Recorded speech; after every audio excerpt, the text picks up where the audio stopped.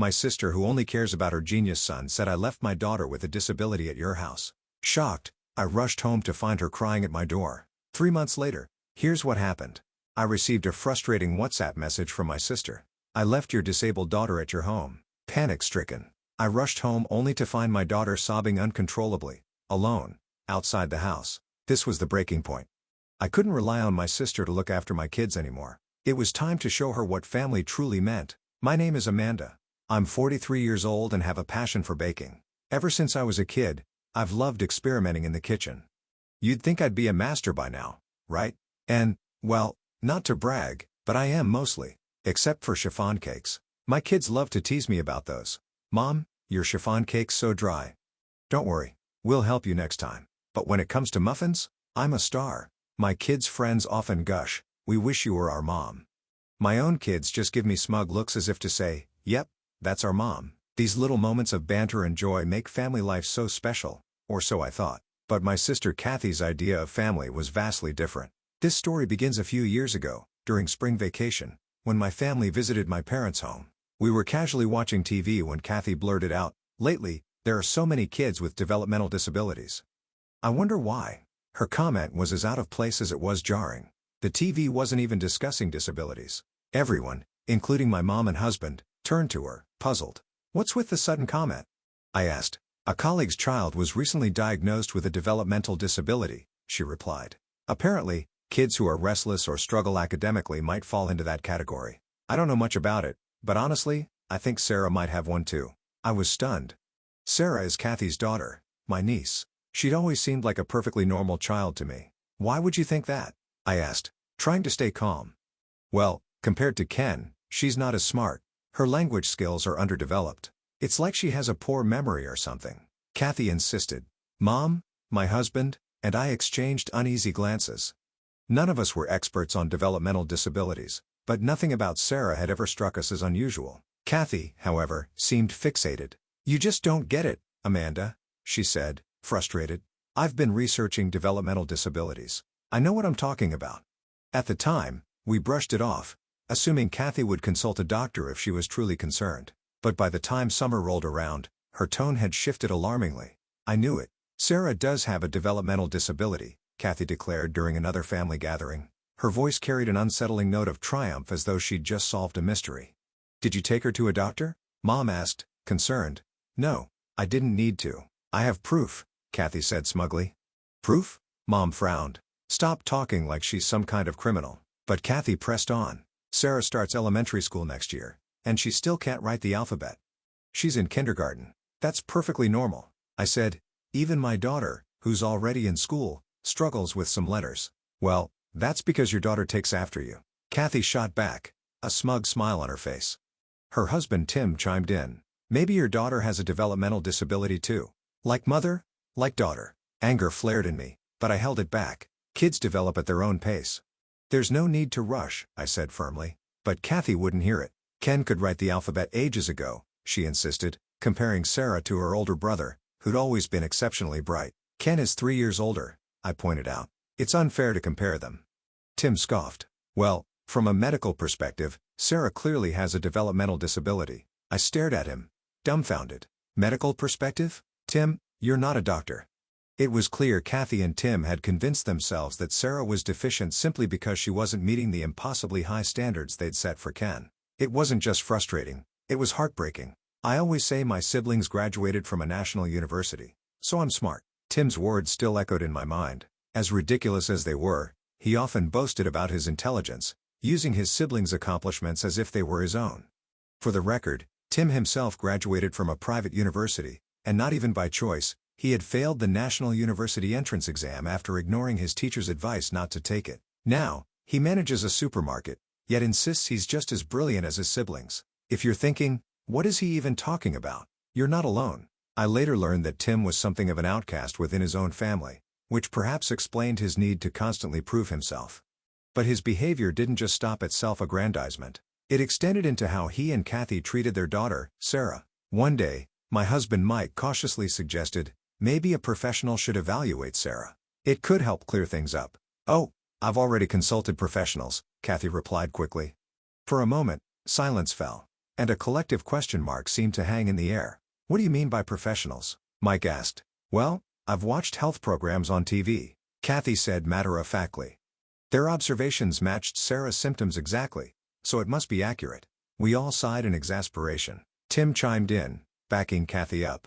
Yes, those specials are very informative. A colleague of mine saw one, took their child to the doctor, and the diagnosis matched perfectly.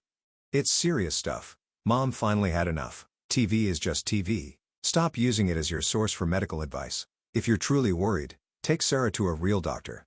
Stay out of our parenting, Kathy snapped, her voice sharp. You're all so ignorant. And with that, she stormed out, dragging Tim and Ken with her, but leaving Sarah behind without a word. Mom sighed deeply. If they're going to act so high and mighty, the least they could do is take proper care of Sarah.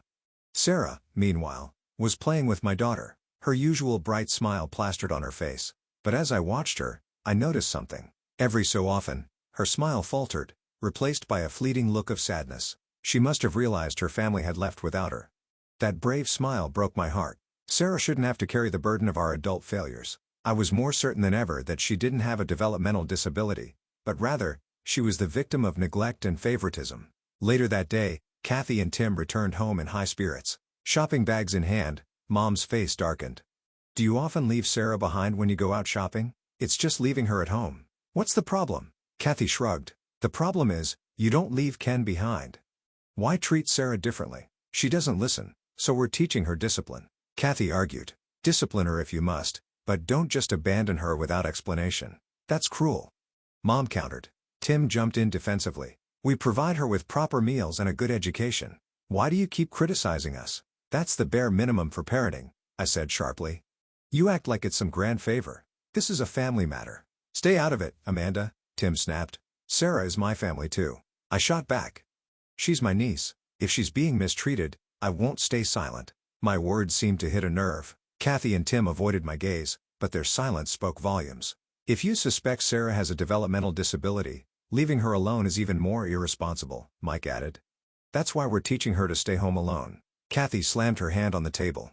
The argument dragged on for hours, going nowhere. Eventually, Kathy and Tim left early the next morning, cutting their visit short.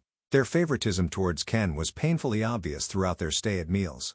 If Ken's favorite shrimp was served, Kathy and Tim would give him extra portions, even taking from Sarah's plate. Sarah, clearly used to this treatment, never protested. Instead, she simply complied, a resigned look on her face. The same pattern repeated itself in other ways. Promises of new toys and games were made to Ken, while Sarah was ignored. All family conversations revolved around Ken's achievements, leaving Sarah to sit quietly on the sidelines. It was heartbreaking to witness. One day, Kathy showed up unannounced with Sarah. Can you take care of her just for today? She asked. Even Sarah seemed confused by the sudden request. She glanced at me and said softly, I could just play in the park instead. Without asking too many questions, we agreed to look after her. When Kathy returned later that evening, she seemed apologetic. Thanks for watching Sarah, she said. Why the short notice? I asked. Oh, Ken had friends over. Their moms are all doctors and lawyers. You know, it'd be awkward to have Sarah around. I was stunned. You're ashamed of your own daughter? She doesn't fit in with those families. What can I do? Kathy said with a laugh as if it were a joke. That's no excuse, I said firmly. Whether Sarah has a disability or not, she's your daughter. You should be her biggest supporter, not her biggest critic. Kathy's smile vanished. You've only raised one child. Don't lecture me. With that, she yanked Sarah by the arm and left. These patterns continued. Kathy and Tim would leave Sarah with us, often for long periods. While they took Ken on elaborate outings, they showed up late to pick her up, offered no apologies, and acted like nothing was wrong. Their actions only reinforced my determination to step in. Sarah deserved better than the hand she'd been dealt, and I was going to do everything in my power to ensure she got it. I told you to call before coming over, didn't I? And why didn't you stick to the agreed time? My tone was sharper than usual. Even in front of Sarah, I couldn't help it. I was furious. Oh, don't be so picky, Kathy replied nonchalantly. We're here to pick her up, aren't we? That's a given, I snapped. But you can't just drop her off carelessly without proper planning. What's with you lately? Always so irritated. Is it menopause? Kathy quipped with a smirk. Tim burst into loud laughter, finding her remark hilarious. I clenched my fists, struggling to keep calm. You two are unbelievable. I keep repeating myself. You need to rethink how you're raising your kids. We are thinking about it, Kathy shot back. That's why Ken is involved in so many activities. Unlike your daughter who doesn't do anything, we respect our daughter's wishes because she said she didn't want to participate in those things. Well, we're respecting Ken's wishes too. Isn't that right, Ken? Kathy turned to him. Ken nodded weakly, his forced smile betraying his true feelings. See? Kathy said triumphantly. Even Ken agrees. I sighed deeply. I'm tired of repeating myself. Fine, just take Sarah and go. Kathy grabbed Sarah by the arm, practically dragging her toward the car. Tim didn't say a word as he started the engine, leaving us standing there feeling defeated once again. The next day, I was out shopping when I received a text from Kathy. Hey, Amanda, you love Sarah, right? Confused. I replied.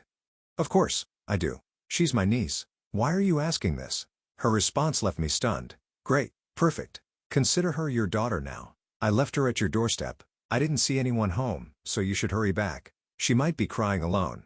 I froze in the middle of the store, rereading her message in disbelief. Was this some kind of joke? I called her immediately, but her phone was off. Panic set in. I abandoned my cart and rushed home.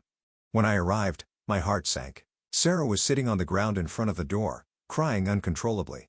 Her face was buried in her hands, her small body shaking with sobs. Sarah. I ran to her and pulled her into a hug. She clung to me tightly, tears soaking my shoulder. It's okay, sweetheart. I'm here. It was clear what had happened. Even without asking, Kathy had abandoned her. Calls to Kathy and Tim's phones went unanswered. They had deliberately cut off contact. Through her tears, Sarah whispered, Auntie, I didn't want to be left like that. I held her close. My anger toward Kathy and Tim boiling over. How could they be so cruel? Right then and there, I made a promise to Sarah and to myself. I would protect her. She didn't deserve this.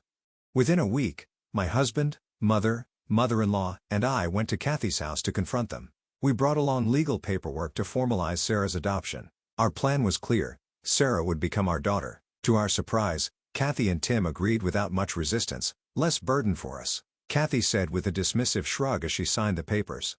Her lack of remorse infuriated me, but I held my tongue. Sarah's well-being was my only priority. 3 months later, Kathy showed up at our house unexpectedly. We want Sarah back, she said, as if the past few months had never happened. What are you talking about? I asked. Incredulous. She's a genius, Kathy exclaimed. I just found out she won an art contest. Her painting was displayed at the bank. We didn't even know she liked to draw. I couldn't help but laugh at the irony. Of course, you didn't know because you never paid attention to her. That contest? I submitted her artwork myself. Her preschool has been encouraging you to nurture her talents for years, but you ignored them. Kathy's face flushed with embarrassment. Well, it doesn't matter now. Just give her back. I shook my head. It's not that simple. The adoption is finalized. Sarah is our daughter now, but if she wants to go back to you, I won't stop her. She'll choose me, Kathy said smugly. Watch. I called Sarah into the room. When she saw Kathy, she hesitated, then clung to me. Mama, she said softly, a name she'd started using to combine mom and auntie. Kathy reached for her, but Ken stepped in front of his mother protectively. Ken, what are you doing here? Don't you have lessons? Kathy demanded. Ken's voice trembled as he replied, I don't want to go to lessons anymore. I hate them. I hate everything you make me do. Kathy tried to scold him, but I stopped her. Don't you get it? Your children don't want what you're forcing on them. You've been so focused on appearances and achievements that you've completely ignored their happiness. Kathy stood there speechless. Just go home. I said firmly, you've lost the right to call yourself their mother. In the years that followed, our family dynamic flourished. Sarah, Ken, and our daughter grew close, forming a bond stronger than I could have imagined. Ken moved in with my mother, and Sarah thrived in our home, pursuing her passion for art. Though the road was challenging, it was worth every step. Our two-family household was filled with love, laughter, and the joy of watching the kids grow into their unique talents. Kathy and Tim, meanwhile, drifted into isolation, burdened by the consequences of their selfishness. Our lives weren't perfect, but they were rich with the one thing that mattered most: family.